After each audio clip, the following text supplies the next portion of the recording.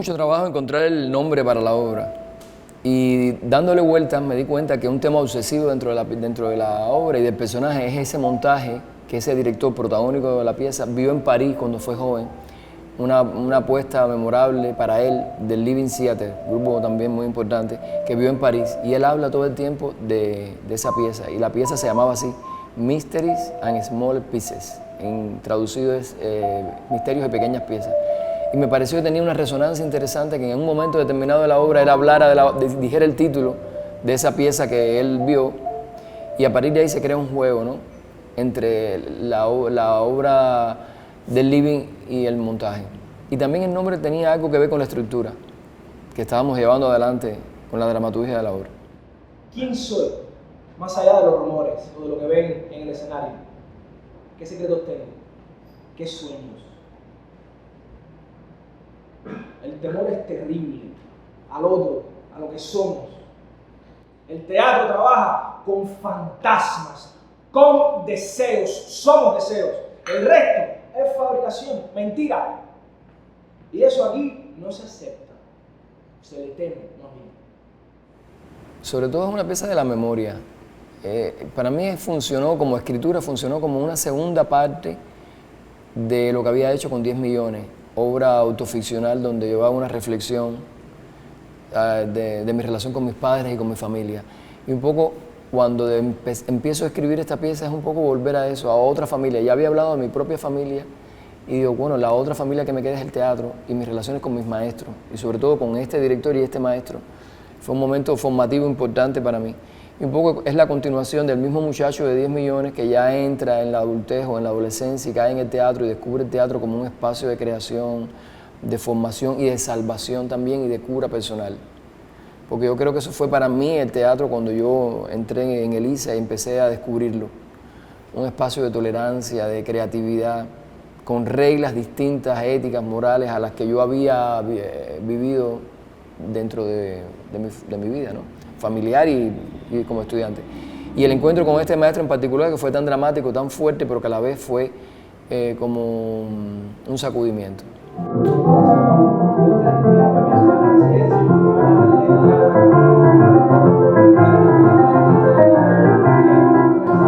Entonces para mí la obra trata mucho de lo que fue, porque es un poco la memoria de mi formación dentro del teatro, pero también lo que observé ahí. Es decir, la incoherencia ética de esos mismos maestros que eran referentes, sus contradicciones más profundas, que creo que han ido marcando la historia del teatro cubano hasta hoy. Por eso también es lo que fue y lo que es también. Es decir, lo que somos profundamente, es cómo se alterna la más alta creatividad, la más alta entrega y sacrificio al oficio, al arte, que implica un desprendimiento personal y una búsqueda espiritual también, digamos, y también las más grandes bajezas, ¿no?, e incoherencias éticas y políticas. Entonces, de eso trata un poco, de rescatar quiénes fuimos y quiénes podemos ser hoy mismo todavía, cuál es la herencia que hemos heredado de esos maestros a través del teatro. Es un objeto detestable, cursi. ¡Rómpela! No lo hace, no me cree, piensa que es mentira, que quiero que la rompa, que estoy jugando con él, no para de pensar, y eso lo paraliza, lo enferma. Entonces se la arrebato de las manos y la reviento contra la pared. ¡Listo!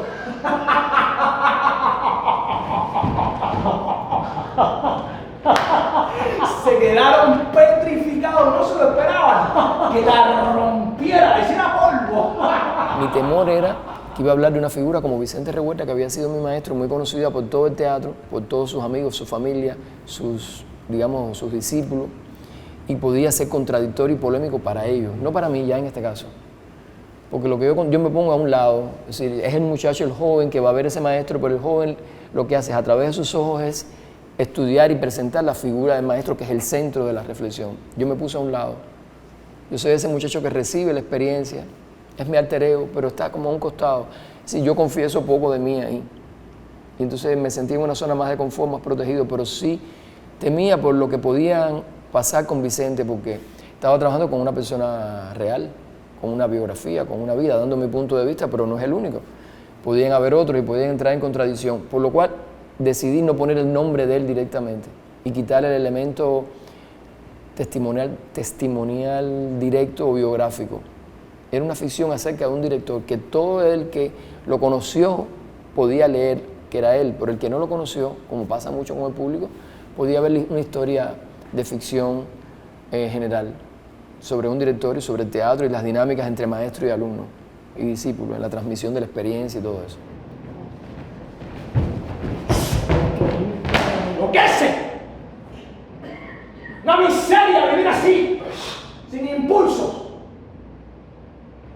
con ganas, pero con miedo, mucho miedo, a todos, a sí mismo, al cuerpo, a su cuerpo, a estar aquí y hacer lo que quiero que haga.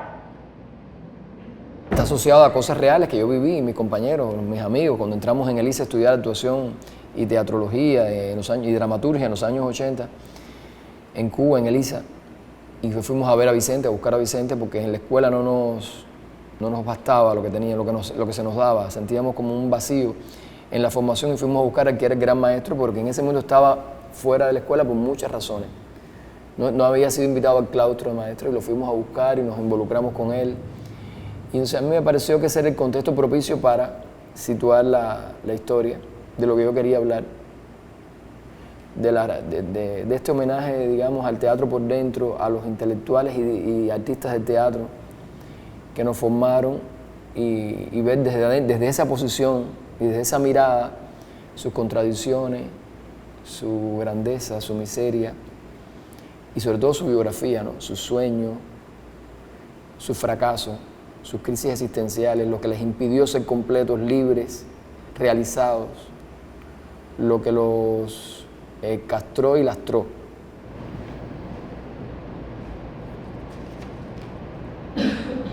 De todo lo que encuentro, me encanta la poesía. ¿Conoces a Gurdjieff? A Ouspensky. ¿Quiénes son? Maestros. Me he pasado la vida buscando que me enseñen. Encontrar uno de verdad con el que hablar, a quien amar. Pero he tenido que aprender solo, lo cual es amargo. ¿Sabes que soy homosexual? No. Bueno, sí. Sí, sí. También puede ser una vía de conocimiento. Así lo veo yo. No me arrepiento de serlo, ya que si lo soy es por algo, para que vea, sienta de un modo particular. Si la tengo que reducir a lo mínimo, es un examen de conciencia que el propio personaje hace sobre su vida, donde confiesa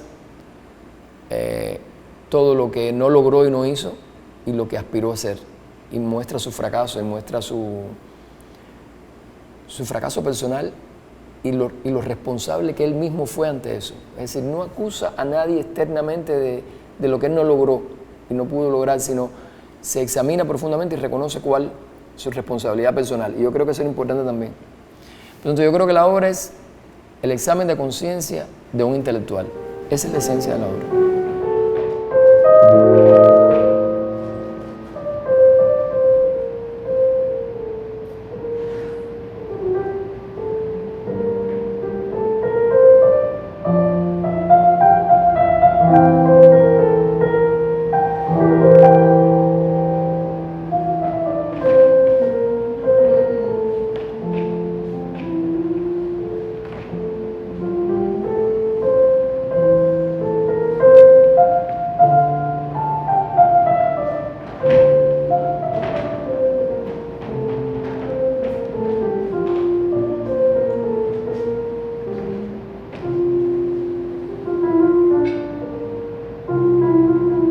Ese capítulo del CIDE en la obra es una parte de la obra, casi ya bien avanzada la pieza, entra este momento de la irrupción del SIDA en Cuba, que casualmente entró, por lo menos lo que se reconoció y se dijo públicamente en la prensa, por el teatro, por un hombre de teatro.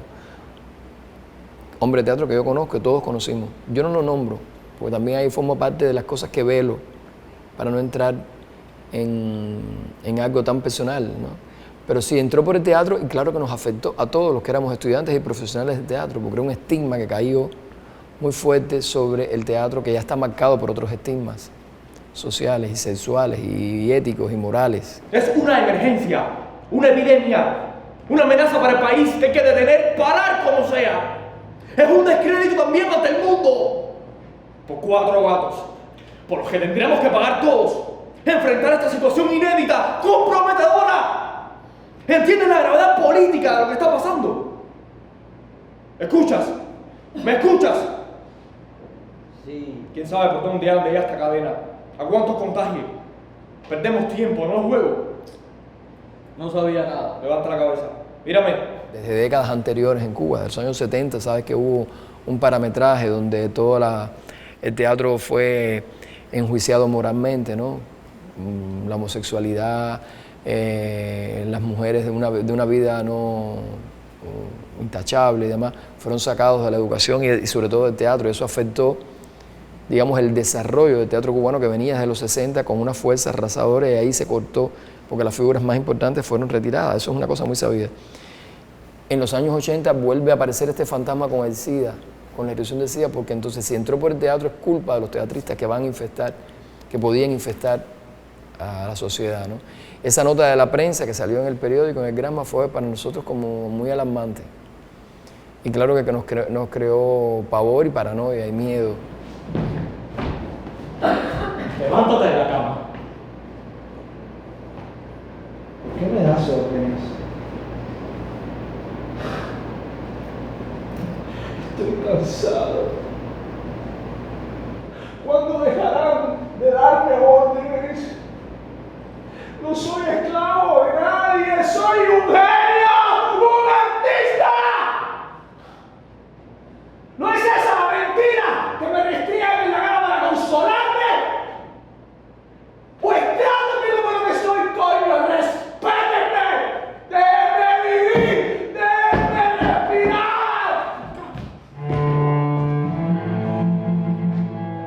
Él considera que el teatro fue destruido porque en alguna medida no se le dejó hacer lo que pudo que hiciera. Se le quiso poner dentro de parámetros, pero también él fue responsable de no haberse levantado contra eso y haber intentado por lo menos dejar la marca de su discrepancia. O sea, por eso al final dice, el teatro fue destruido. Si el teatro fue de alguna medida regulado, neutralizado. Estamos hablando también sobre todo mucho de un tiempo, de una época, es una reflexión del pasado, pero lo destruí yo. Yo, el maestro que yo soy, la herencia que dejo como pedagogía, como paradigma, es un desastre desde su visión. Todo lo que he logrado es nada para lo que debía haber logrado. O sea, usted, y se lo dice a su discípulo, tú estás ahora en tu juventud y ahora tú tienes la posibilidad de empezar una carrera, no te traiciones, no persigue tus sueños, trata de hacerlos y de cumplirlos. Así que viajas.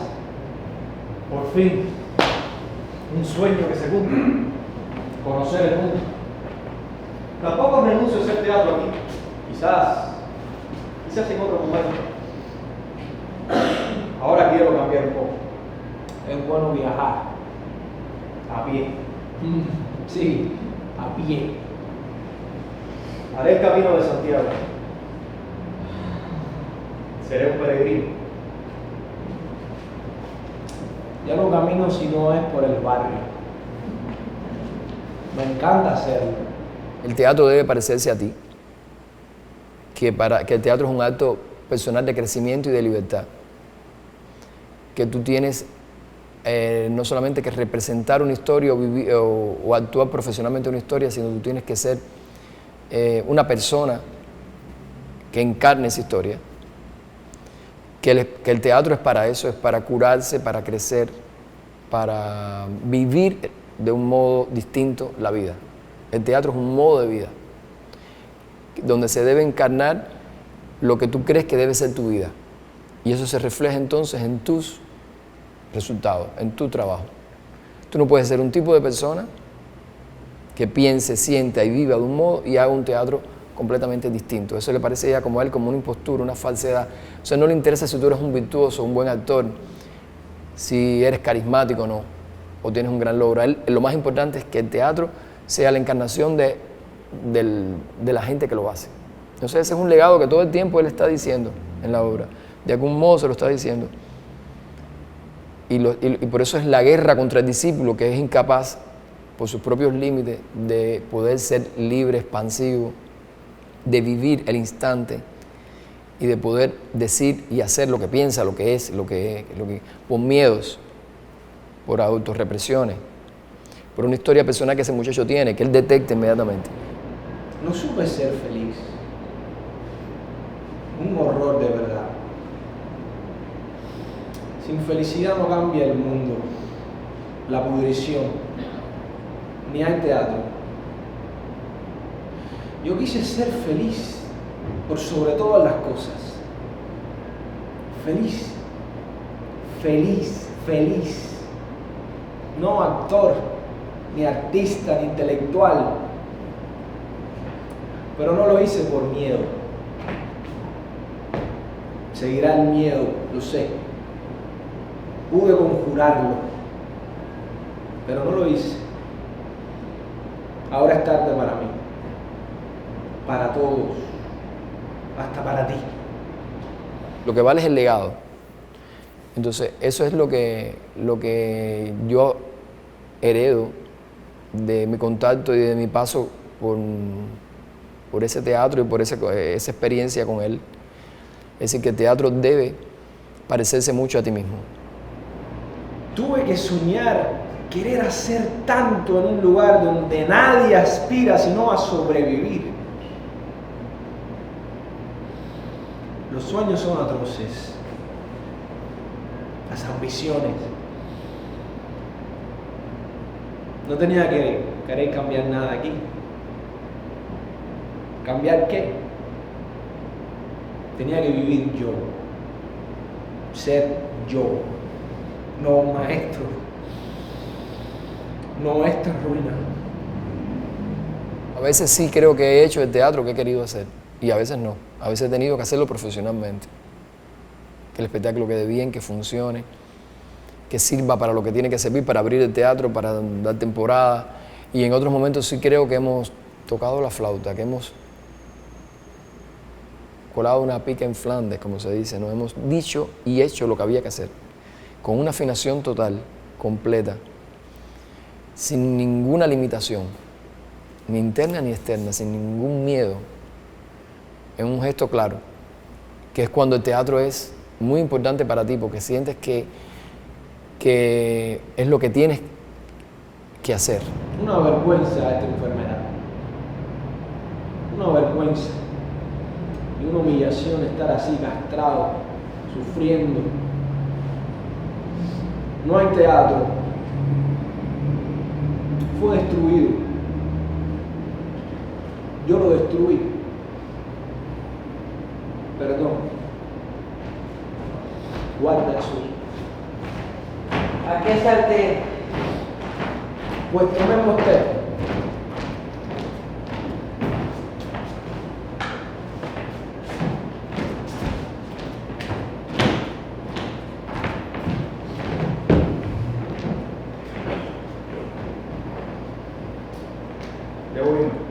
Adiós. No hay galletas. Se acabaron.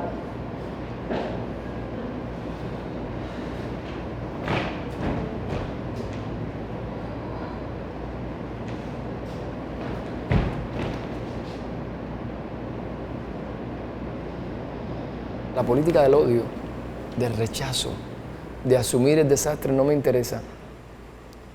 Cada cual cumple un rol. Mucha gente puede hacer ese rol. El mío no es ese. El mío es construir una metáfora. Y para eso tengo que tener fuerza, optimismo, creer en ella. Hay que tener fe, hay que tener pasión. No hay que estar...